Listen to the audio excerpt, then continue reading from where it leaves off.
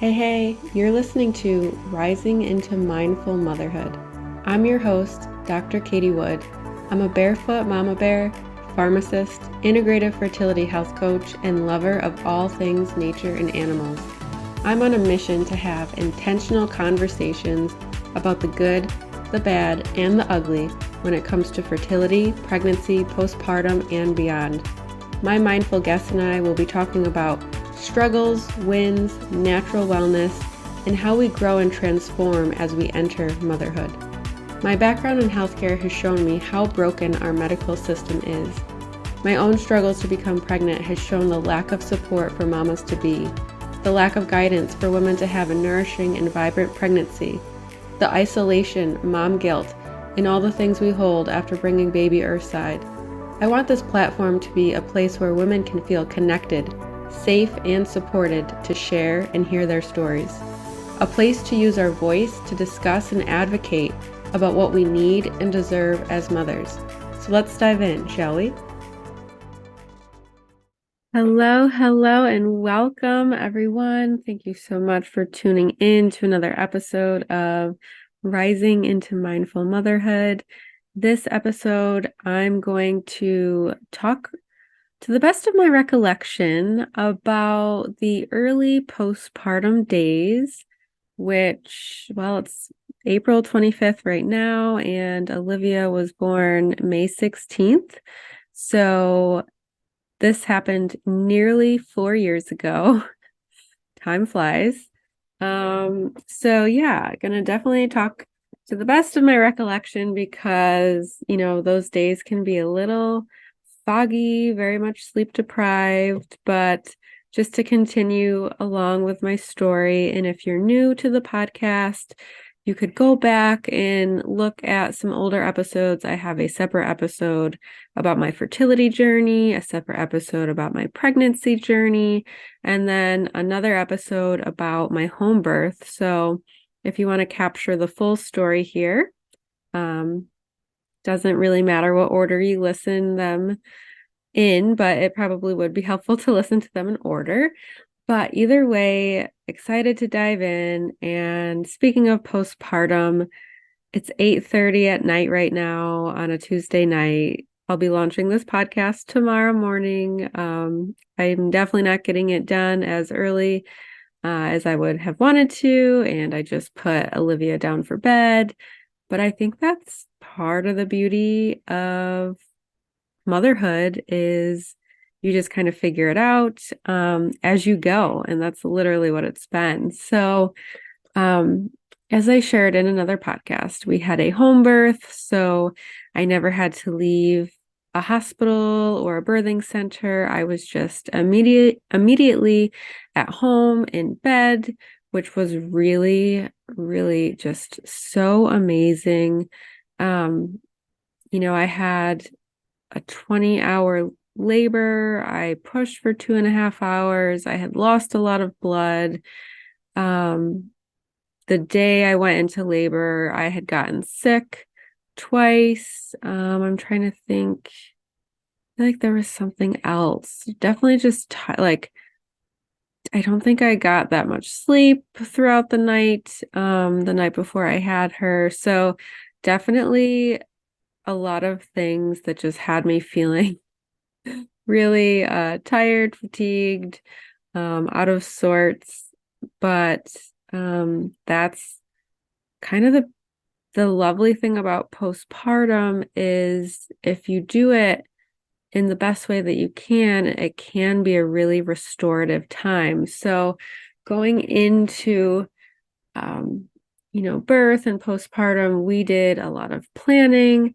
I'm going to give another recommendation for the book, Real Food for Pregnancy, whether you're just planning on becoming pregnant someday, if you are newly pregnant, even if you're at the end of your pregnancy, there is an amazing chapter about the fourth trimester, aka postpartum. And that's where I got a lot of my, tips from. So we applied a lot of the things she talked about, and also the week by week guide to pregnancy and birth by Mama Natural. I can't remember as many specific parts from that book, but I do know that she gave a lot of postpartum tips as well. So my husband and I, we had nutrient dense nutrition on the mind. We knew how important it was for my recovery, for my body to be able to produce a sufficient breast milk, also really healthy, nutrient dense breast milk for the baby. So yeah, my husband is really the main cook in the house. So he had prepared a lot of meals ahead of time and froze them.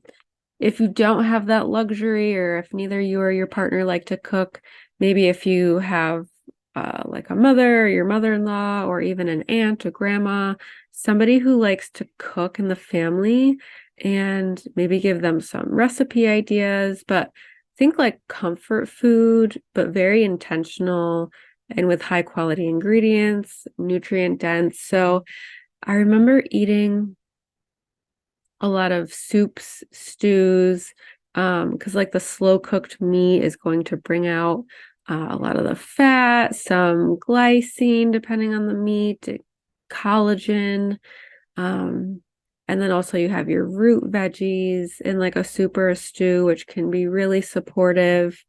Let's see, definitely making sure hydration is on point as well, especially for you and if you plan on breastfeeding baby. So those are all things that we really put a high level of importance on, wild caught seafood to get some omegas in, eggs, especially for the choline, which is so important for baby's health. Um, I had a relatively low carb diet throughout my pregnancy, but I know, once I was postpartum and breastfeeding, I definitely increased my amount of like high quality carbohydrates. I know that like organic sourdough bread was a big piece of that. And then I remember another thing that was really important to me is having snacks up in the bedroom. So our bedroom is on the second floor. It's quite a distance from the kitchen. So I bought myself a little mini fridge because I knew that that's where Olivia and I would be spending a lot of our time. So I had pre-made these like lactation granola balls that had certain ingredients in there that can help with your milk supply. So I had those, an excess up here, protein bars, lots of water, of course. We would just have like water jugs upstairs because I was drinking water like it was going out of style. So just having that to your avail. You could even set up like a cute little stand near your bedside with all of the things that you need. I know like Michael's or AC Moore, they have like these little 3-tiered shelving things on wheels. So you could have, some of your nursing gear in there, some snacks, whatever it is that you need, you could just have it there intentionally for you. And let's see. Something I would like to know actually is when you're pregnant, for the most part, depending on your weight going into pregnancy and all that stuff, you really only need to consume like 300 more calories a day. But when you're nursing, you actually need about 500 more calories a day because nursing burns a ton of calories, like a ton. So just making sure that you're listening to your body. I know that a lot of times, as women, we're expected to get back to our pre-baby body like immediately.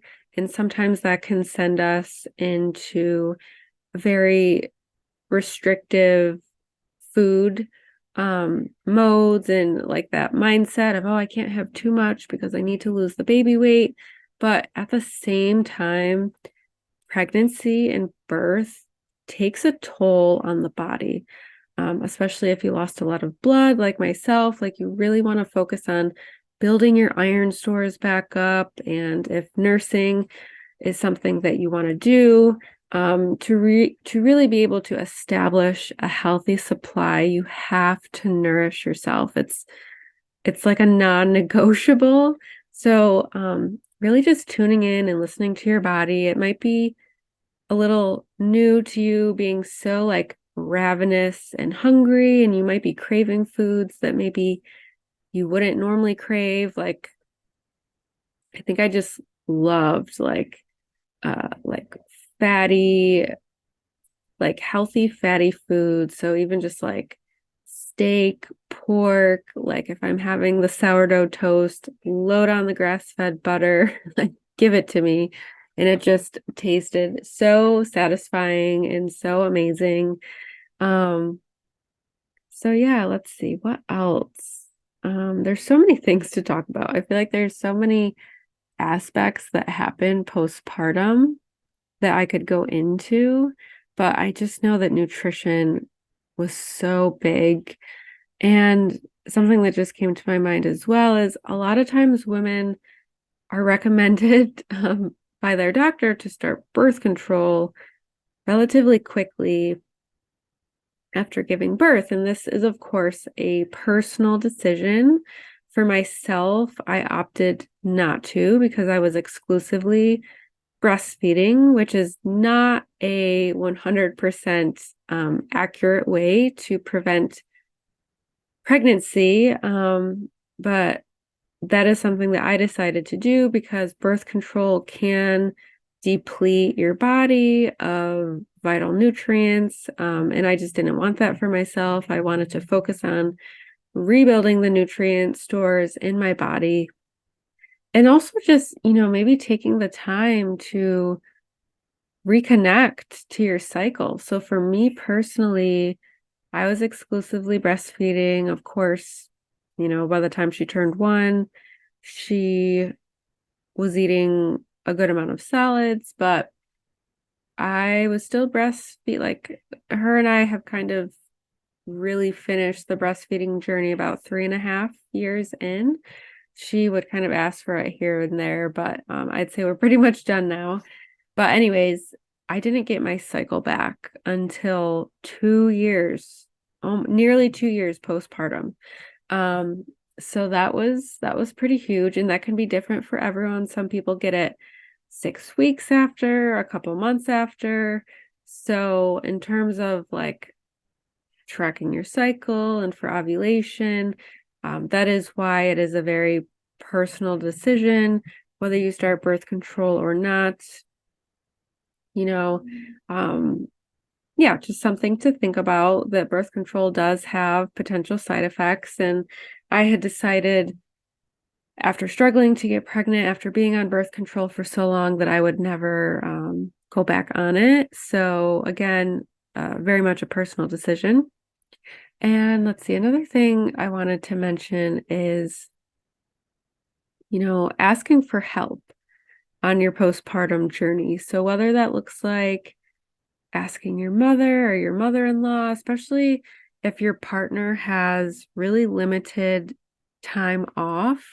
I know that sometimes fathers don't get as much like paternity time as moms do. So making sure that you have someone available to you should you need that.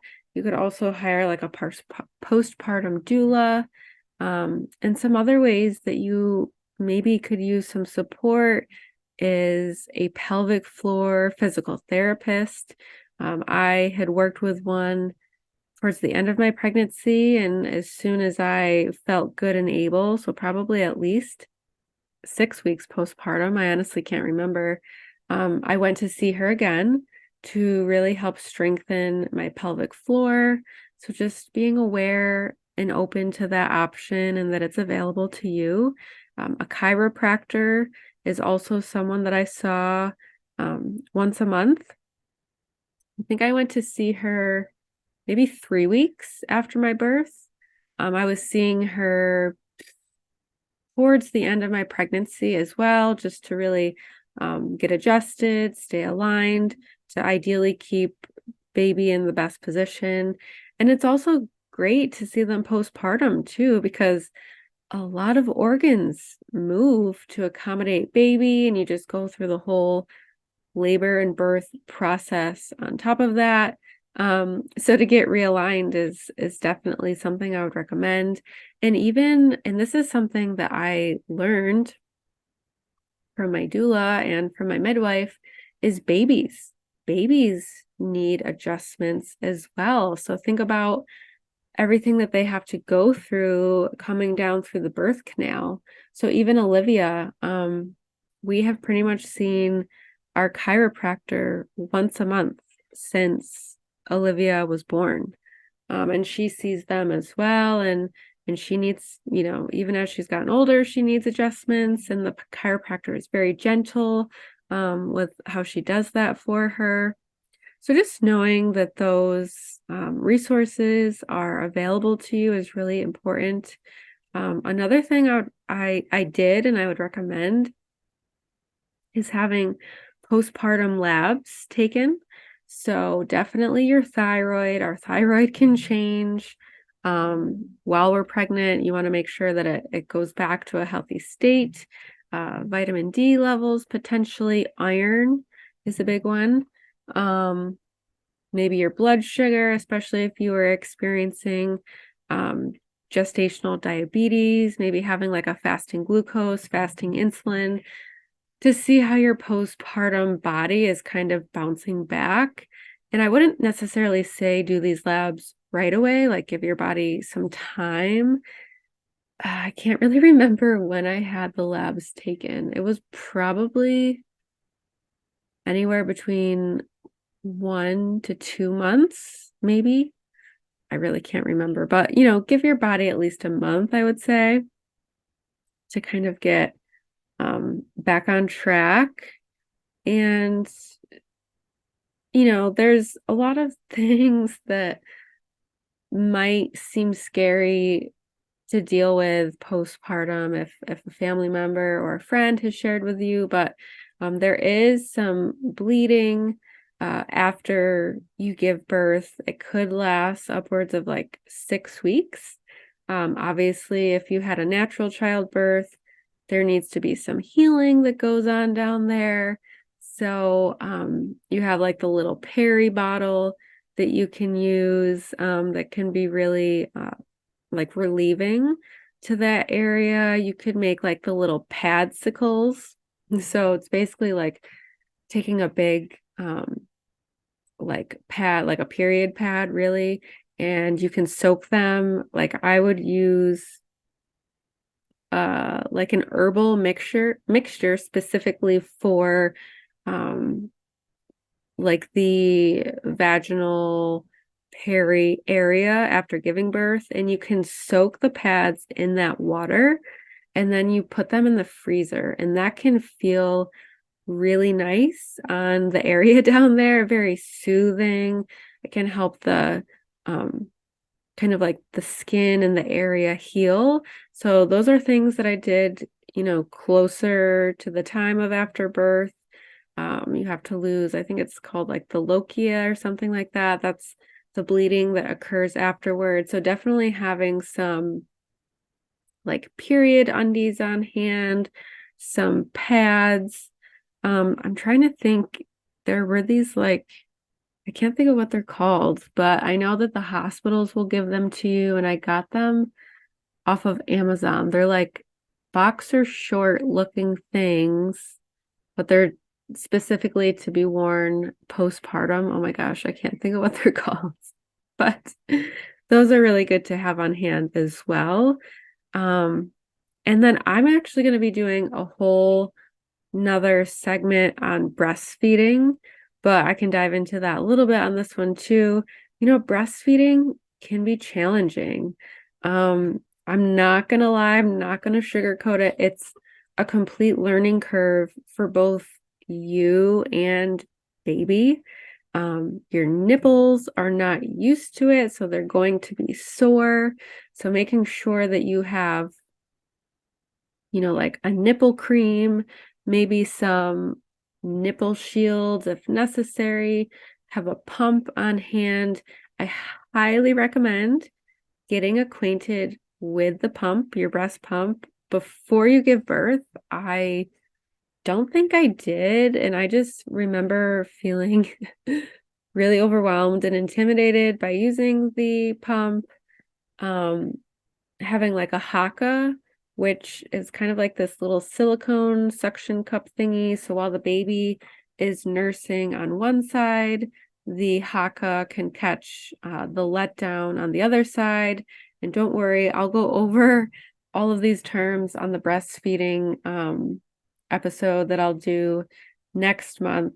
But I definitely remember it being very overwhelming. Like, what is a letdown? Like, I would even be reading about it on the internet, and it just still didn't make sense to me.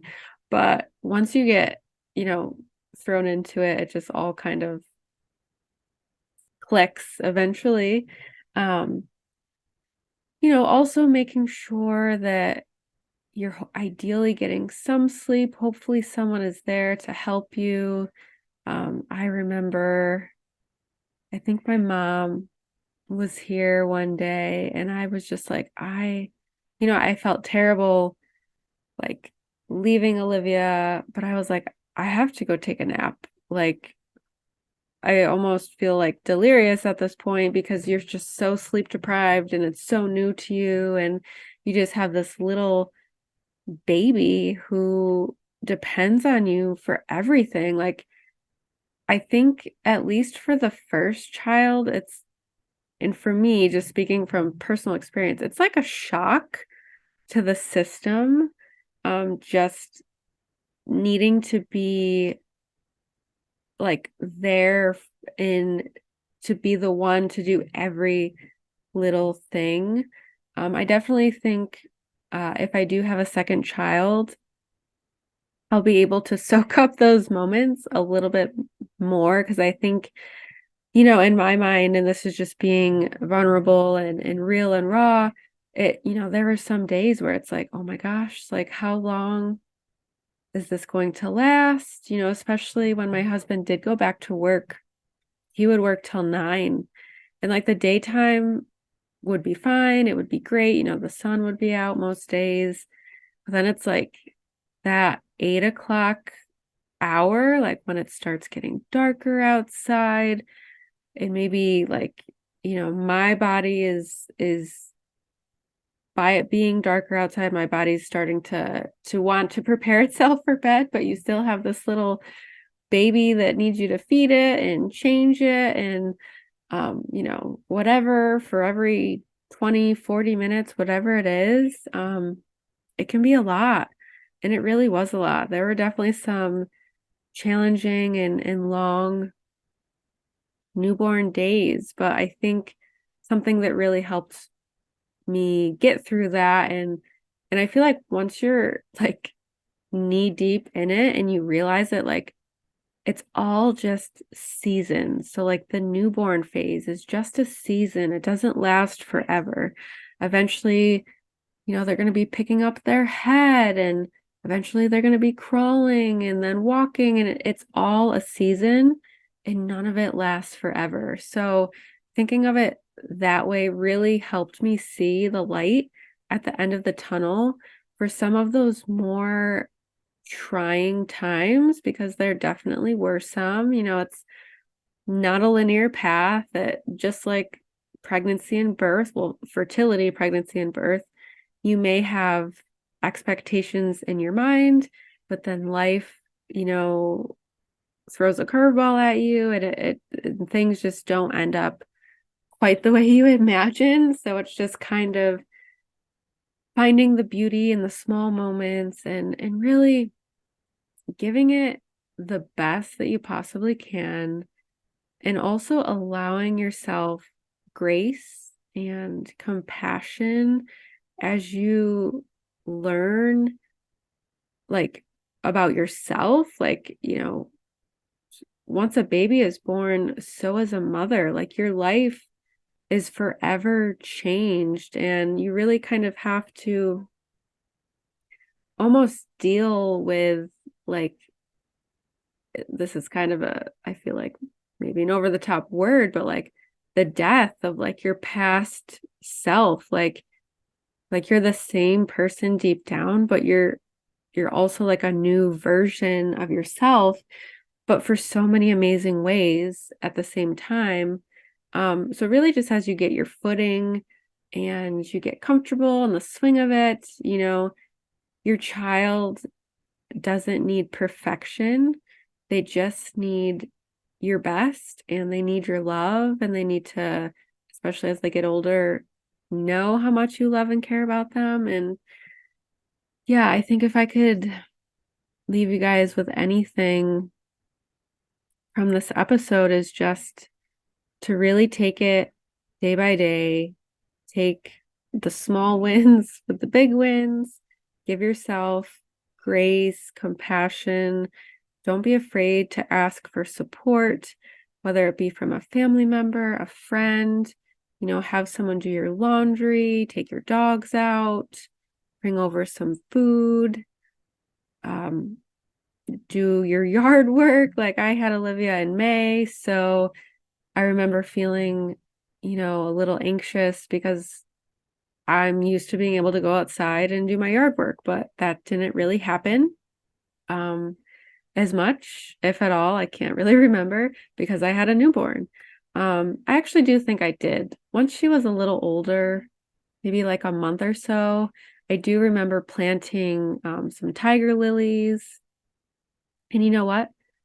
Whether I did the yard work or not, to my old self-perceived perfection, my landscaping still looks fine. And now Olivia is 4 or almost 4, and she helps me with it now. So like I was saying earlier, like it's all just a season. It doesn't last forever. So as sad and like awestruck that I was, like, whoa, I can't go do the normal things I do at this time of year. It, those are also moments that will never repeat themselves because she will never be that small again. So just being able to know that it doesn't last forever, which is sad at the same time, but can also be a good thing, especially when they go through sleep regressions or the newborn baby is waking up every hour to eat or whatever it may be. And I just remembered another thing. So exercise, I know, is huge, and I know that there's this big, like, one size fits all recommendation of you can exercise at 6 weeks, postpartum, blah, blah, blah. And I just want to be here to tell you that I don't think, like, I did not feel super ready to like really get back into it at 6 weeks. Like we were walking and pushing the stroller, which is kind of a big like Britax stroller. That was a workout for me. That would get my heart rate pumping. So that was enough. I just specifically remember around 1 year postpartum, that's when I really, really felt like, yes, I can go back to the workouts that I was doing. And I do want to make it clear, everyone has different workout habits. I like to work out. I like to do weights. I like to do Pilates, yoga. We have like a tread climber. And I did work out in my pregnancy, definitely not as much in the first trimester because I felt nauseous. I was extremely fatigued. So whenever I felt good enough is when I worked out, and the workouts, they weren't really anything crazy. And, I know I follow a couple of accounts on Instagram where like they're working out every single day, maybe even multiple times a day. They were doing that before they were pregnant. They were doing it during their pregnancy, and maybe their bodies felt more prepared to like jump back in it. But I feel like, I just wasn't there, and that was okay. And, I'm sure I had some sad or poor feelings about that I was upset that my body wasn't ready to dive back in. But I also think we need to listen to our bodies because you don't want to push yourself too hard and then give yourself an injury. So that reminds me of another thing. So like the diastasis recti. So your abdominals naturally separate to make space for baby, but depending on your genes, do you have a shorter or a taller or longer torso? If you did exercise during your pregnancy, you can have separation of the abdomen even after you give birth. So it's also really slowly, like I think I only had like one, maybe up to two. I think it was really just one finger length or finger. Yeah. So basically, like if you can fit one or two finger, or sometimes people even have like 3 or 4 finger lengths like between. So that was actually another reason why I worked with the pelvic floor physical therapist, is she really helped me heal my diastasis. And you really have to be intentional with that. You have to work your way up. I don't know if it's genetics on my part or because I'm of a smaller frame and build, or if it's just the way Olivia was positioned when I had birth. But man, I had to really work on my pelvic floor. My pelvic floor was really, really weak. And actually, so I had worked with her, the pelvic floor PT, for, oh my gosh, I don't even know, probably close to 9 or more months after my pregnancy, I think, something like that. And when I got my period back 2 years postpartum, it ironically happened when I was traveling to North Carolina to go on vacation.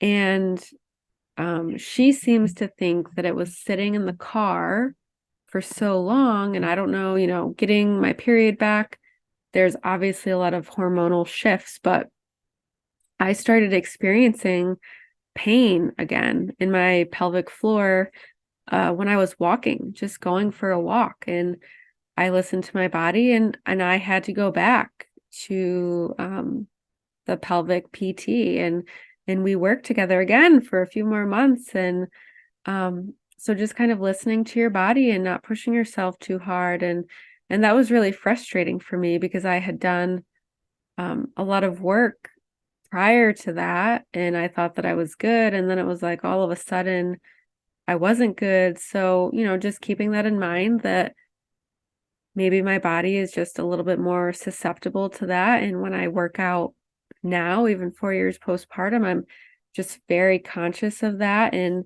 I try to be as intentional as I can be with my movements and whatnot. So needless to say, everybody is very different.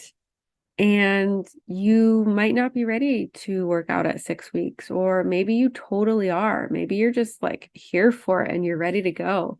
I still would recommend that you kind of slowly work your way up.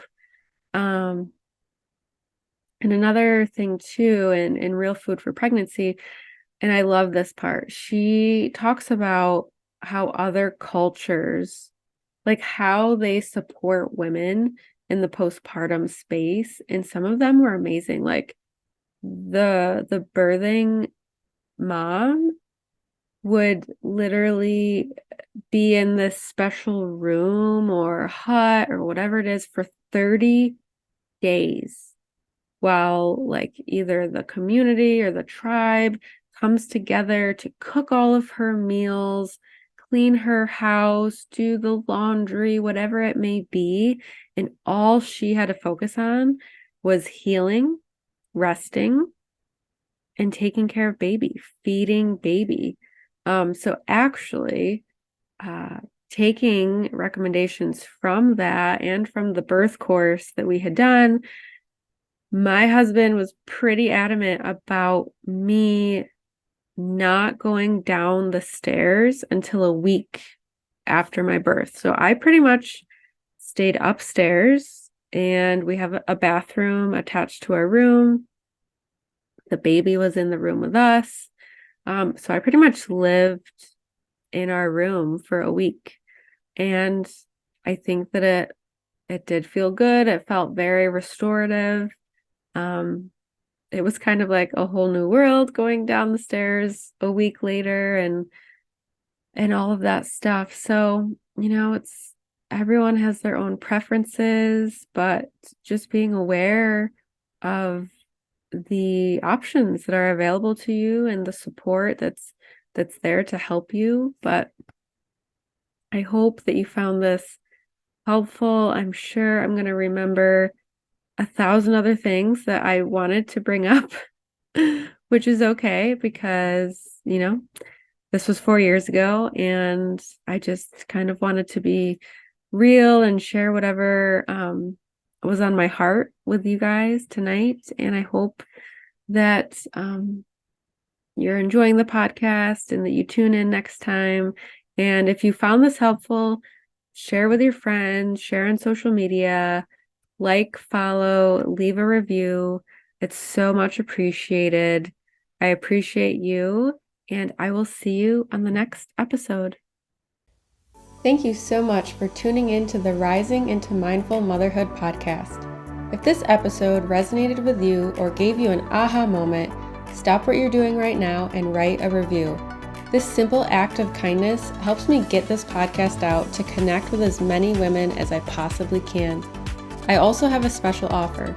If you send me a screenshot of your review, I will take $250 off one of my premium coaching containers. Let me know what resonated with you the most and why. So connect with me in my free Facebook community or tag me on Instagram. You'll find both listed below. Thanks again from the bottom of my heart for tuning in to this episode, and I'll see you next time.